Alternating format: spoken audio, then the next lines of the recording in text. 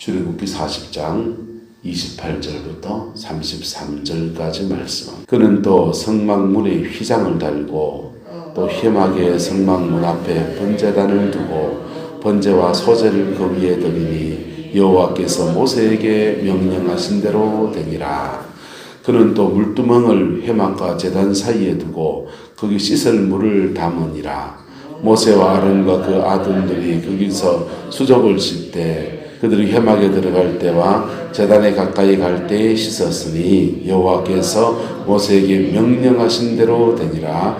그는 또 성막과 제단 주위 뜰에 포장을 치고 뜰 문에 휘장을 다니라. 모세가 이같이 역사를 마치니. 아멘. 이 말씀의 축복과 은혜가 여러분의 영혼 속에, 여러분의 자녀들 속에, 여러분의 인생에 가득하게 되기를 예수 이름으로 축복합니다. 성도가 이 땅을 살아가면서 가장 성막을 자기 안에 지어야 되는데 지성소까지 지어진 사람은 대단한 사람이고 성소라도 지어지기를 축복합니다. 그런데 요거 없으면 지옥 가요. 성전 뜰은 세워져야 됩니다. 할렐루야. 성전 뜰은 세워져야 돼. 이거 없으면 거듭나지 못한 사람이에요.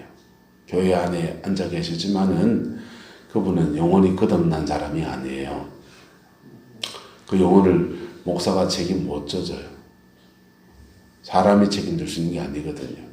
그와 하나님과의 관계가 전혀 맺어지지 않는 사람입니다.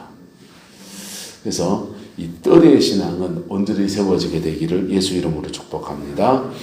뜰을 지나지 않고 성소로 들어가려면 그것은 뭡니까? 불법이에요. 뜰을 지나서 성소로 들어가는 겁니다.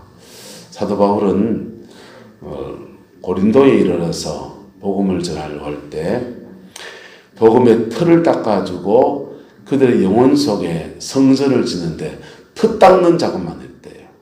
그게 뭐냐 하면 바로 뜰의 신앙을 세워주는데 고린도에서 최선을 다했다는 겁니다. 거기서 고린도 교회 특징을 보면 뜰의 신앙의 특징이 다 나옵니다. 목회자들에게 신학교 다닐 때 농담처럼 하는 말이 있습니다. 너 고린도 교회 담임 목사 되라. 여기에요. 고린도 교회 담임 목사. 그거는 신학교 학생들끼리 야, 니 하다 고린도 교회 담임 목사 안 돼. 이렇게 하는 겁니다. 뭐 말이냐면 고린도 교회에 문제 많고 그 안에 음란도 있고 그 안에 은사 조금 받았다가 교만해서 난리치는 일도 일어나고 교회 안에 네 쪼가리가 돼서 바울파, 아볼로파, 게바파 그것도 이파 저파도 싫다고 난 예수파다 이런 사람 나타나가 예수파 해가지고 네 파가 그리스도의 몸이 네 개로 쪼개져가지고 그냥 난리 법석인 교회가 고린도 교회입니다. 그런데 고린도 교회의 신앙의 수준이 바로 뜰의 신앙입니다. 그래도 구원은 받는다 못 받는다? 받는다. 왜? 근데 사도 바울이 고린도 교회 신앙의 틀을 세우는데 그 위대한 사도가 고린도에서 온 에너지를 그것만 십자가만 날았다 할 정도로 그게 그 필에 꽂혀서 십자가만 전했다는 겁니다. 그 뜻 하나 세우는데 온 에너지 다 쏟았어. 1년 반 동안 거기에 온 에너지, 온 힘을 다 쏟았습니다. 그리고 사도 바울이 성소를 세울 줄 몰라서 안 세웠겠어요? 아니요. 사도 바울은 지성소의 사람입니다. 할렐루야. 그런데 고린도에서는 틀을 닦는 것, 그 기초성이 가장 중요하기 때문에 거기에 최선을 다했다라고 하는 것입니다. 신약을 연구하는 목사님들이나 사역자들은 로마서를 가장 중요한 신약 성경의 책이라고 생각합니다. 보기에 따라서 그렇습니다. 근데 로마서는 사도 바울이 자기가 가보지 않은 교회에다 쓴 책이에요. 사도 바울이요, 주로 그가 목회했던 데 편지를 썼습니다. 고린도에 쓰고, 데살로니가에 쓰고, 에베소에 쓰고, 갈라디아에 쓰고, 그렇게 목회했던 사람에게 편지 쓰고, 그가 길러놓은 제자들에게 편지 썼습니다. 디모데에게 쓰고, 디도에게 쓰고, 그 편지들이 너무나 소중하기 때문에 성경이 된 것이에요. 그런데 그가 한 번도 안 가본 교회에 쓴 편지가 로마서입니다. 로마 교회의 편지입니다. 이건 한 번도 안 가본 교회에 쓴 편지예요. 그래서 로마서에는 군더더기 다 빼고 뭐만 말해놨느냐? 복음만 말해놨습니다. 뭐만 말해놨다고요? 복음만 말해놨습니다. 그래서 그게 가장 어떻게 보면 중요할 수도 있어요. 근데 어떻게 보면요, 가장 기초입니다. 사도 바울이요, 그가 가장 역점을 두고 목회했던 데가 어디냐? 에베소예요. 그래서 에베소에게 보낸 편지는 신앙의 가장 최고봉이 나옵니다. 그리스도 신앙의 가장 최고봉의 단계가 에베소에 나옵니다. 그런데 신앙의 가장 기초속의 단계를 쓴 책이 로마서입니다. 그러면 여러분은 뭐가 가장 중요한 것 같습니까? 수준 따라 달라요. 어떤 사람은 에베소서가 가장 중요하고 어떤 사람은 로마서가 가장 중요합니다. 시대가 어려워지면 뭐가 가장 중요하냐? 로마서입니다. 다시 복음 앞에 서야 되니까. 그런데 신앙의 모타리가 커진 사람들은 로마서가 아닙니다. 에베소서입니다. 영적으로 자라나서 그리스도의 몸을 이루고 그리스도의 몸, 그 그리스도 안에서 선한 청지기가 되고 선한 제사장이 되고 선한 중보자가 돼서 온 세상을 하나님의 충만으로 채우는 축복의 말씀이 바로 에베소서입니다. 지성소 신앙이나 성소의 신앙을 위해서 쓰여진 책이에요.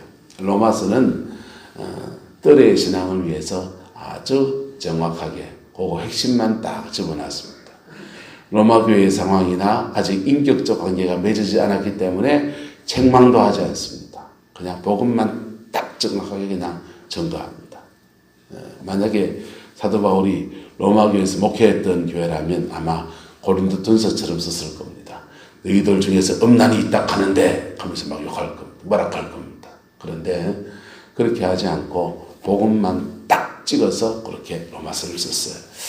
오늘은 이 뜰의 신앙은 바로 정확하게 로마서입니다. 이 말씀이 여러분의 영혼 속에 복되게 세워지게 되기를 예수 이름으로 축복합니다. 이거 건너뛰고 나는 중급 단계로 성서로 가겠습니다. No! 안 됩니다. 될 수도 없고 주님은 그런 사람을 절도요 강도요 그랬어요. 반드시 뜰을 지나서 성소로 들어가는 것입니다. 할렐루야. 그 성소로 뜰의 신앙도 첫 번째 입문 단계가 있는데 바로 첫 번째는 문입니다. 뭐라고요? 문. 문은 누굽니까? 예, 요한복음 10장은 말합니다. 나는 양의 문이니. 예, 내게로 말미암아 들어가는 자들은 들어가며 나가며 무엇을 얻으리라? 꼴을 얻으리라. 문 얘기할 때 설교 다 해놨습니다. 유튜브에 찾아보세요. 궁금하면 오늘은 정리하는 날이니까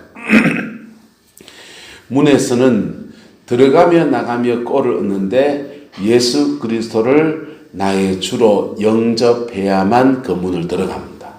할렐루야. 들어가면 구원을 받고 그리고 들어가면 구원을 받고 들어가며 나가며 무엇을 얻는다? 꼴을 얻습니다. 영혼의 양식을 얻는데 들어갈 때 주는 양식은 말씀드렸습니다. 수고하고 무거운 짐진 자들아 다 내게로 오라. 내가 너희를 쉬게 하리라. 안식의 말씀, 초청의 말씀을 주십니다. 너희 목마른 자들아 물론 나오라. 너희 넘어서 사 먹되 돈 없이 값없이 와서 포도주와 젖을 사라. 이게 세상에 낭망하고 지치고 무너진 사람들에게 주시는 꼴이에요. 초청의 꼴입니다. 그런데 인생에서 주님의 은혜 가지고서 세상 나가 승리하고 있는 자에게는요, 주님이 다른 꼴을 주십니다. 제자들이요, 예수님의 제자들이 예수님께 능력을 받아서 복음을 전하러 갔습니다. 전하고 왔더니 주님께 와서 자랑합니다. 주님, 예수님의 이름으로 귀신도 떠나가는 거 내가 경험해 봤습니다. 그러니까 잘했다. 사단이 하늘에서부터 뚝 떨어진 것을 봤다. 그러시면서 주님이 그들에게 말하셨어요. 잠깐 뭐 해라? 그러시죠. 쉬어라 그랬어요. 할렐루야. 잠깐 뭐 하라? 쉬어라. 바로 뜰에 들어가고 성소에 들어가서 잠시 뭐 하라? 쉬어라. 너 영혼의 안식을 얻고 쉼을 가져라. 그리고 주님이 그 승리에 대해서 축복하시고 격려하시고 내가 너와 함께해서 이런 일들을 이루었거나 칭찬하시고 할렐루야. 이게 들어올 때 승리한 자에게 주시는 꼴이에요. 나가는 자에게는요. 그 성소 그 뜰에서 세상을 출발하는 사람에게는 주시는 꼴이 또 다릅니다. 볼지어다 내가 세상 끝날까지 너희와 함께하리라. 너희 삶의 자리에 네가 승리해라. 네 가정에서 네가 승리해라. 목사라면 네 목회지에서 네가 승리해라. 너희 삶의 자리에서 네가 승리해라. 이렇게 격려의 말씀을 우리에게 주시고 그리고 혼자 보냈습니까? 성령을 입혀서 보냈습니까? 성령을 함께 보내셔서 승리하게 하십니다. 그러다가도 넘어질 수 있다 없다? 있지요. 그때 주님께 돌아오면 아이고 고생했다. 다시 좀 쉬고 회복되고 온전해지고 예? 성소 안에는 이 뜰 안에는 온전케 하는 두 가지의 큰 은혜가 있거든요. 첫 번째는 번제단입니다. 뭐라고요? 번제단. 번제단에서는 우리의 죄를 태우는 그리고 성령의 불이 강하게 역사하는 은혜가 그 번제단에 있습니다. 예. 그리고 물두멍이 있습니다. 물두멍에서는요. 오늘 본문에 보면은 자 30절에 보세요. 그는 또 물두멍을 회막과 제단 사이에 두고 거기에 뭘 담고 씻을 물을 담고 모세와 아론과 그의 아들들이 거기서 무엇을 짓고 수족을 짓고 손발 씻는 데입니다. 그래서 인간사 속에서 얽히고 설킨 일들 속에서 우리의 손 세상과 접촉하는 우리의 손이 더러워지면 이 더러워진 손을 씻는 곳이 바로 이 물두멍이에요. 발, 수족, 그러니까 발이죠. 주님이 제자들의 발을 씻어주듯이 그의 발, 세상과 접촉하는 그의 발을 씻는 곳이 바로 물두멍입니다. 교회 와서 여러분 기도하시면 처음에는 기도가 안 될 수도 있어요. 근데 쭉 기도하다 보면 성령의 임재가 저 내려옵니다. 내려오는데 아주 큰 죄가 막 있고 그러면요. 불이 막 돕니다. 불이 막 돌면서 강한 능력 안에서 원수를 쫓아내면서 성령의 불로 막 태우면서 막 땀이 비 오듯이 막 일어납니다. 그런데 인생살이 짜잔한 죄들을 얽힌 거 있잖아요. 예를 들면 텔레비를 너무 심하게 봤다. 드라마만 맨날 눈이 빠지도록 그냥 드라마만 봤다. 이러면요. 이상하게 기도하면은 자꾸 눈에 눈물 납니다. 안 그렇습니까? 그게 뭡니까? 눈을 씻는 겁니다. 뭘 씻는 거라고요? 눈을 씻는 겁니다. 여러분의 눈을 씻는 거예요. 그 사람의 발은 눈에 있어요. 그 사람의 영적인 세상과 접촉하는 그 접점이 눈에 있습니다. 어떤 사람은요, 막 기도하면 자기도 모르게 손이 막 온 데를 막 칩니다. 여기를 막 치고, 여기를 막 칩니다. 자기도 몰라요. 왜 치는지 여기를 막 뚝뚝뚝뚝 칩니다. 근데 여기를 막 치고 나면 이상하게 끄끌 내려갑니다. 그 사람의 발은 어디 있습니까? 여기 있습니다. 여기. 명치.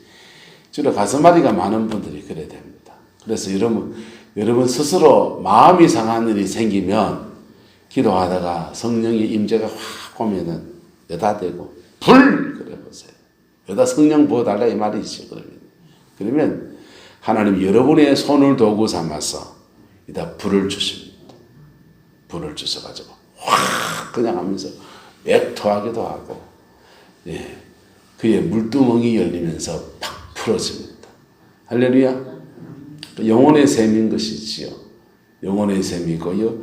그 영혼의 샘의 물은 또 우리 영혼을 해갈하는 은총의 역사입니다. 이게 이 번제단과 물두멍이 여러분의 영혼 속에 세워지게 되기를 예수 이름으로 축복합니다. 이 두 가지는 우리 안에 반드시 갖춰야 돼. 갖춰야 돼. 그래서 번제단은요, 죄성을 태우고 우리의 죄를 가지고 하나님 앞에 번제단에 불이 도는 사람은 주로 부러지져 기도합니다. 발성 기도합니다. 소리를 내서 그냥 과음을 치고 팍 기도합니다. 예. 이때는 주로 사단의 역사도 강하게 나타나기 때문에 그것을 막 쫓아내면서 그분은 부르짖어 기도해야 돼요. 답답하면 못 살아요. 소리 질러야 됩니다. 소리 질러야 되고, 그분들이 좋아하는 성경 구절은 너는 내게 부르짖으라 내가 내게 응답하겠고 네가 알지 못하는 크고 비밀한 일을 내게 보이리라. 죄송합니다. 그 부르짖으라는 말은 헬라어로 히브리어로 가면은 카라라는 단어를 사용합니다. 카라라고 하는 말은 소리를 높이다라는 말이 아니고 간절하다라는 뜻이에요. 간에 저린다 이 말입니다. 근데 어쨌든 간에 저려서 번제단에 불이 도는 사람들은 부러져야 됩니다. 특별히 영적 전투 안에 있는 분들은 부러져야 됩니다. 그런데 신앙생활 하다 보면 물두멍이 필요한 사람이 있습니다. 상한 마음을 가진 사람들, 인생에 억울한 게 많은 사람들, 많이 눌려있는 사람들, 그런 분들은요, 이 찬송을 기억하십시오. 한번 볼까요? 너의 작은 신음에도 응답하시니 너는 어느 곳에 있든지 주를 향하고 주만 바라볼지라. 너의 작은 못에도 신음에도 너의 작은 신음, 그런 분들은요, 이 성격 자체도 굉장히 내성적인 분이 많습니다. 성격 자체도 굉장히 내성적인 분이기 때문에 상처도 더 많이 받습니다. 사람을 만나는 이게 하나님의 성향 자체가 외향적 성향은 사람을 만나면 에너지를 얻고 내성적 성향은 사람을 만나면 에너지를 뺏깁니다. 그래서 집돌이들은 내성적일까요? 외향적일까요? 잘하시네. 내성적입니다. 내성적인 분들은 조금 이렇게 깡말랐어요. 근데 내성적인 사람들은 왜 그런가? 오늘 이렇게 권도원 장로님이 그런 얘기를 하셨어요. 이분이 한의학자인데, 심장과 폐가 튼튼한 사람은 말을 많이 해도 피곤하지가 않대. 그래서 어렸을 때부터 말을 하면서 생각하고 생각하면서 말하고 이게 리얼타임, 동시타임이에요. 그래서 이런 분들은 외향적 성격이 되는데 단점이 말이 자꾸 샌다 이거예요. 왜? 생각보다 말이 먼저 나가니까. 그래서 대표적인 외향적 사람이 누가 있습니까? 손가락질 해볼까요? 하나, 둘, 셋! 접니다. 저 외향이 90%예요. 외향이 90%가 아니라 80%가 됩니다. 굉장히 높습니다.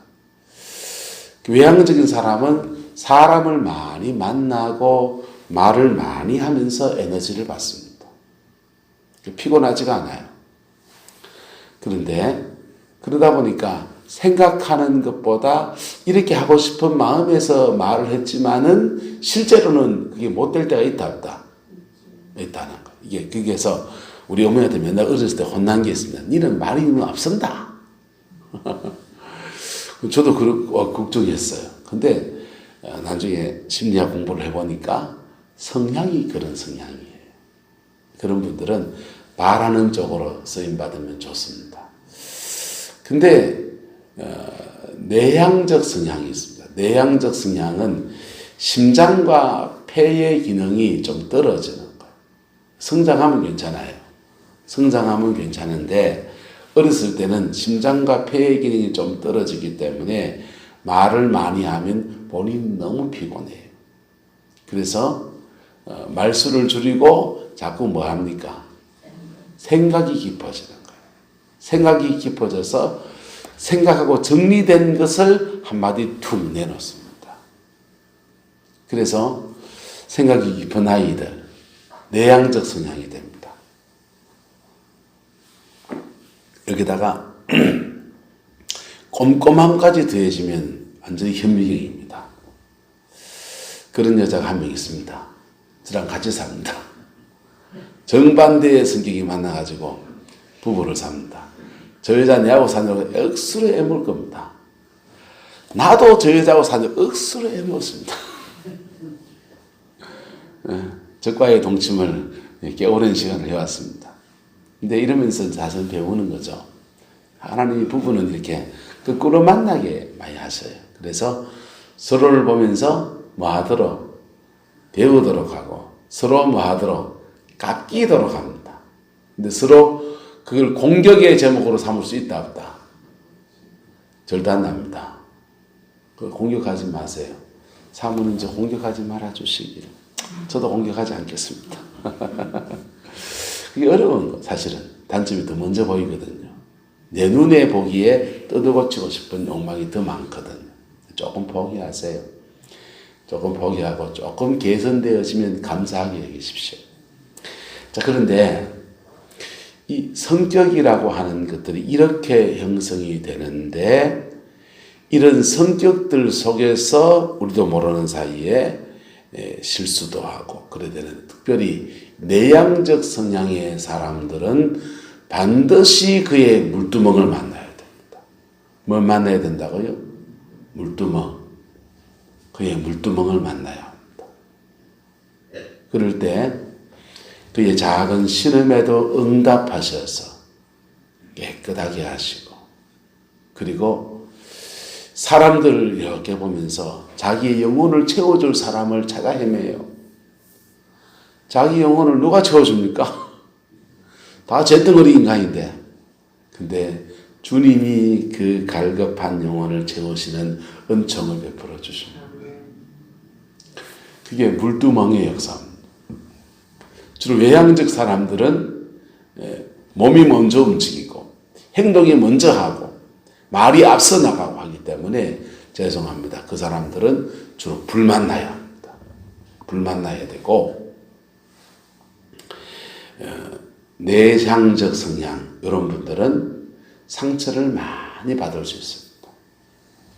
작은 일도 그에게는 상처가 됩니다. 또 여기다 인생 우여곡절 몇 번 거치고 나면요, 이 내향성에다가 더 막 파고 들어갑니다. 그런 사람 옆에 있으면 되게 피곤합니다. 너무 좁쌀 영광처럼 그러니까. 여러분 누구 떠오르시죠? 가족들 중에서, 아는 분들 중에서. 근데 하나님이 그에게 그 기질을 선물로 주신 겁니까? 안 주신 겁니까? 선물로 주신 거예요. 선물로 주신 것인데, 내향적 성향의 사람들은 꼼꼼하고 치밀하고 생각을 많이 하고 한마디를 하고 해서 별로 말 실수를 안 합니다. 그리고 정리를 잘 합니다. 그래서 세상 속에 가면 굉장히 전문직 직업군들이 내향적이 많습니다.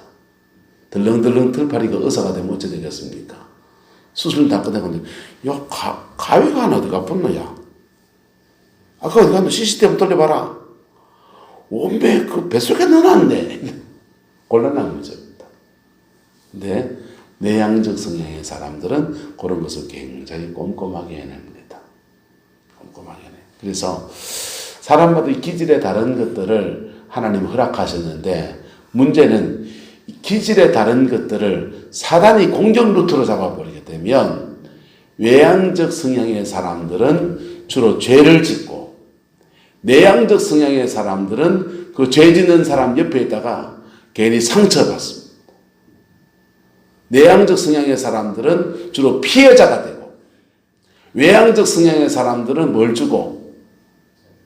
상처 주고 가해자가 됩니다. 이 두 부류의 사람들이 뜰의 신앙에 들어오게 되면 번제단에서 외향적 성향, 죄 지은 사람들은 죄가 벗겨지고, 뭐가 벗겨지고? 죄가 벗겨지고, 내향적 성향의 사람들은 물두멍에서 뭐가 씻어지고? 상처가 씻어지고. 할렐루야? 그래서 이 안에서 회복의 역사가 일어나는 거예요. 회복의 역사가 일어나서 회복되어져서 가해자가 피해자가 성소 안에서 뭐가 되어지고, 따라서 화해하고, 가해자와 피해자가 성소 안에서, 뜰 안에서 서로 화해가 일어납니다. 그리고 온전해져서 다시 세상과 맞짱 뜨러 밖으로 나가는 거예요. 할렐루야. 이게 성전 뜰에 있는 축복입니다. 이 은혜가 여러분의 영혼 속에 온전히 이루어지게 되기를 예수님의 이름으로 축복합니다. 그래서 성령의 역사가 이 두 가지 같이 돌 때는요, 불도 있고 성령의 물도 있고, 뭐도 있고? 따라서 불도 있고 물도 있고, 성령의 역사가 그의 영혼 속에 불도, 강한 불도 있고 물도 있고, 불이 막 돌 때는 땀이 비 오듯이 납니다. 성령이 불같이 역사할 때는 실제로 몸의 체온이 높아져요. 몸의 체온이 높아집니다. 성령 충만하고 불이 확 돌 때 몸세포를 떼서 전자현미경에 딱 얹으면요, 몸속에 있는 그 세포 속에 있는 그 원자 핵 주위를 전자가 도는데, 보통 사람이 한 1000바퀴 돈다 하면 그 성령 충만한 불이 돌 때 그 사람 그거 돌리면요, 전자현미 찍으면요, 전자가 3000바퀴, 5000바퀴 돕니다. 그 마찰 열 때문에 열이 생기는 거예요. 그런데 그 열이 치유하는 힘으로 작동하는 거예요. 예? 암에 걸린 사람들은요, 보통 사람보다 체온이 한 2도 정도 낮습니다. 그래서 강한 불이 확 역사할 때 몸도 치유하고, 성령의 불같이 확 끓을 때 원수의 집을 태우고 부수고 깨트리면서 강한 축사가 일어납니다. 그래서 한국 사람들은 이 60년대, 70년대, 80년대까지 성령 그러면 당연히 뭐라고 생각합니까? 불이라고 생각합니다. 뭐라고요? 불. 가는 데마다 불! 미국 가서, 캐나다라는 데 가서, 에어포트에 가서 한국 목사님들 기도 받으러 가면 그분들이 영어로 한국 사람 맞다고 하니까 파이어! 이러든지요. 아니면은 한국말로 해줍니다. 불! 불을 너무 좋아해서. 성령은 불만 있는 게 아닙니다. 할렐루야. 성령은 물같이도 역사하십니다. 그래서 보세요. 성령이 임하시는데, 에덴 동산에서는 불이 옵니까? 물이 옵니까? 네, 에덴에서는 뭐가 옵니까? 모릅니까? 까먹어주셔서 감사합니다. 에덴에서는 위로부터 쏟아지는 비가 옵니다. 뭐가 왔다고요? 비가 옵니다. 이게 성령입니다. 성령입니다. 성령의 비가 쏟아집니다. 그 비가 쏟아지니까 내린 비가 땅을 닿으면 땅으로 흘러갑니다. 이건 강입니다. 네. 에덴 동산에 성령이 4가지 모습으로 나타납니다. 사람 속에서는 흙으로 만드시고 생기를 불어넣으셔서 사람이 생명이 되겠습니다. 생기를 가진 사람이 일어나고, 생기를 가진 사람이 세워지니까 경작할 사람입니다. 그 사람이 일어나니까 하나님이 비를 내리시고, 뭘 내리시고? 비를 내리시고, 그 비가 땅을 닿으면서 흘러가면서 강이 4개의 강으로 흘러서 갑니다. 땅 사면을 치시면서 온 세상을 살리는 강입니다. 인간은 뭐하느냐? 이 강과 함께, 흐르는 성령님과 함께 따라서 정복하고 다스리고 지키고 그래 사는 거예요. 예. 정복하고 다스리고 지키고 세 가지 해야 됩니다. 자기 혼자 할 수 있습니까? 정복이 내 혼자 어째 됩니까? 마귀는 내 힘으로 정복 못해요. 성령이 역사해 주셔야 됩니다. 근데 경작할 사람, 자기 안에 생기가 있는 사람이 일어나면 하나님이 위로부터 비를 쏟아부어 성령을 부어주시고 그 성령이 땅을 흘러갈 때, 땅 사면을 흘러갈 때 그 사면을 흘러가면서 그 물과 성령과 함께 따라가면서 정복하는 겁니다. 정복이 됐으면 그 다음 뭐하고? 다스리고부터는요 어제 나눈 말씀처럼 정직이적 삶입니다. 뭐가 된다고요? 정직에서 삶이 펼쳐집니다. 정복이 안 일어나면 정직에서 소용이 있다 없다? 아무 소용이 없습니다. 산 위에 모세가 손들어 기도하지 않는데 여호수아가 전쟁에 치르고 있습니다. 전쟁은 뭐합니까? 질기 뻔한데.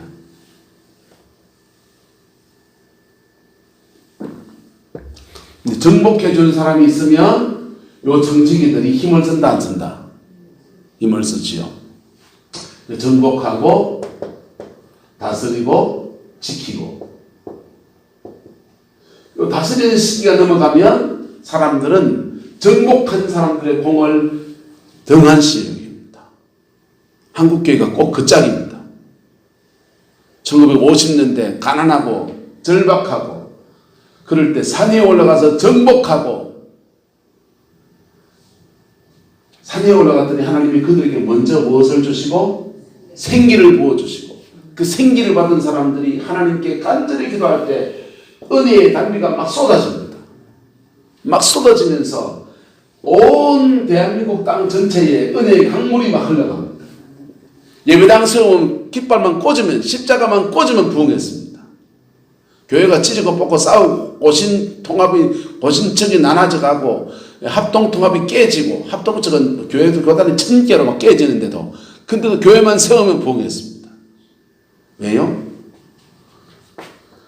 생기를 받은 사람들이 산 위에서 정복해 줬기 때문에 왜 해줬기 때문에? 정복해 주니까 그 다음요 다스리는 사람들이 힘을 쓰기 시작합니다.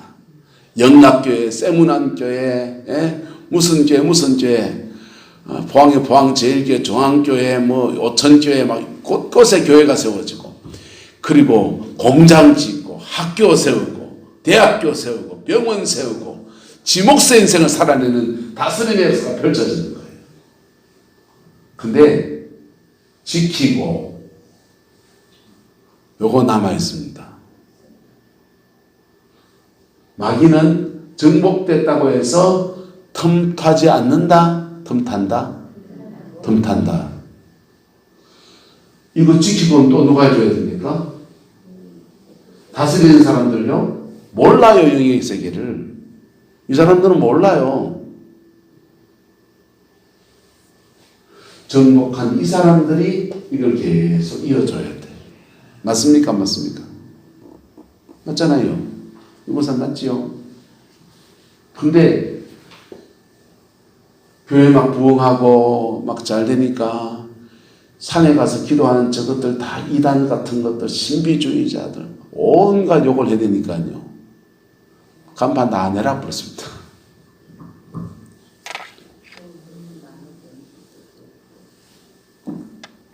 그리고 이분들 돌아가시고 지키는 힘이 약해지고 마귀가 다시 틈탄다 안 탄다?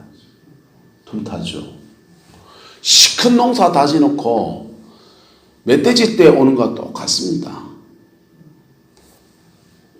거기에 하지만 초점이었는데 에덴에서는 뭐가 왔다? 물이잖아요. 성령이 물같이 임하신 거예요. 할렐루야. 자, 그런데 성령이 위로부터 임하신 게 성경에 3번 나옵니다. 두 번째는 예수님이 세례 받으실 때 임하셨습니다. 성령이 뭐같이 임하십니까? 비둘기같이. 할렐루야. 이게 최고입니다. 예수님은 완전한 인간이시니까 그래서 비둘기같이 임하십니다. 놔두고 자, 오순절날에는 성령이 뭐같이 임하십니까? 불같이. 왜 불같이?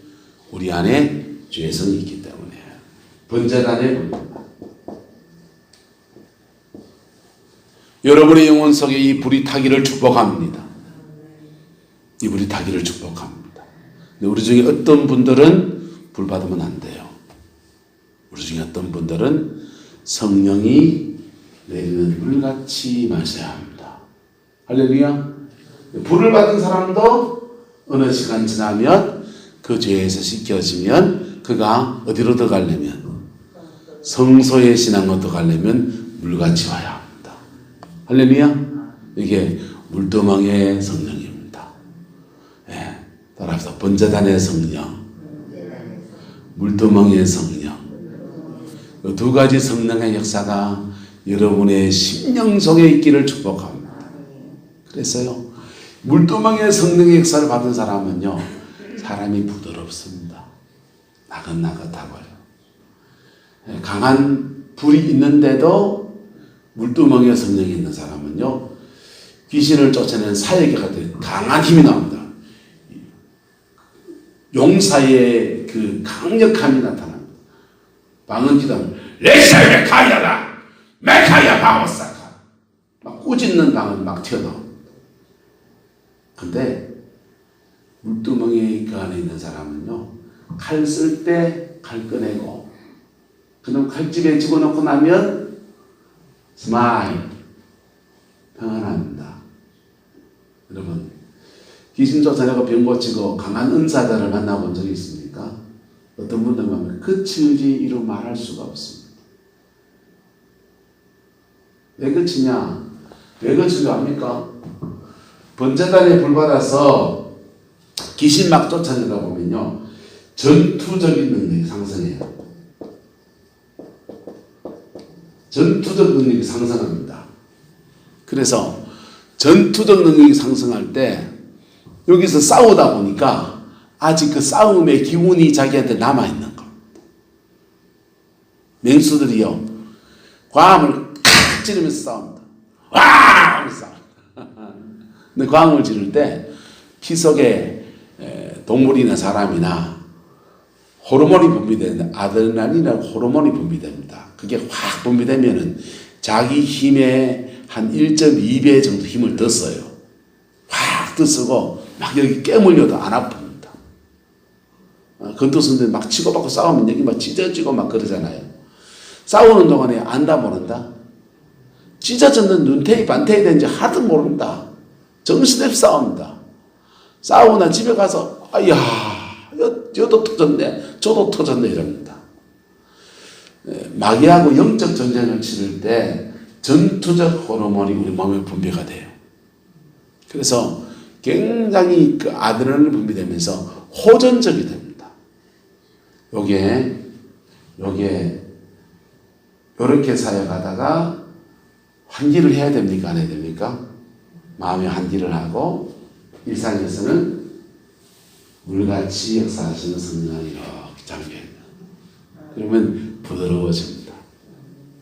근데 이게 안 된 사람은요, 이 환기가 안 된 사람은 아까 막 불같이 막 역사하니까 굉장한 하나님의 사람인 줄 알고 자기 속의 얘기, 마음에 어려운 얘기 다 해도 되겠지 하면서 막 이런 얘기도 우리 신랑이 어때, 우리 아가 어때, 시어머니가 어때, 그 얘기 막 하면 듣다가 가면 짜증을 파는 질사가 돼가지고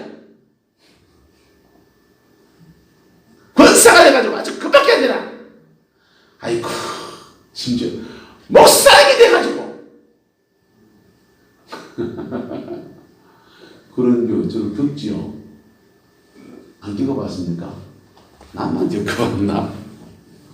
왜 그러냐면요, 양심 역사다 산정합니다. 아니, 양심 역사가 아니고 전투적인 능력이 상승했는데 이게 환기가 덜 된 상태에서 요게 아직 그 기운이 남아가지고 일상이 아직 환기가 덜 된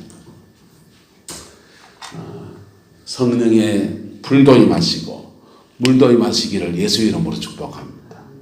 불도 받아야 되고 뭐도 받아야 되고 물도 받아야 되고. 그래서 사모하세요. 그냥 사모하시고 물 같은 성령 받으면요, 속에 있는 얘기를 다 하세요. 무슨 얘기를 다 하라고요?